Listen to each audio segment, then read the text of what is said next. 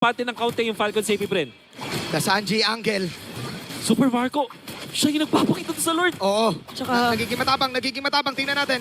Nagkakitaan na, nagkakaamuyan, kaya nagamit yung Goat Seal. Hero daw muna, pero Petrify, pero Cardisi ginamit dito, yung kanyang heavy spin. Si Few nakatutok lang na ginamit dito yung Feathered Airstrike. May iwan si Cardisi, Marco! nadamay pa doon sa final slash. Kaya naman si 4D ang makakakuha ng double kill. Marco! Diretso pa, nagkakatapatan na, at tuloy-tuloy ngayon Marco! ang pressure na ibinibigay. Pero sabi ni Super Marco, hindi pa tapos! Pero tatapusin na ni Sanji, meron pa siya minion wave! I think this is endable. Endable ba to?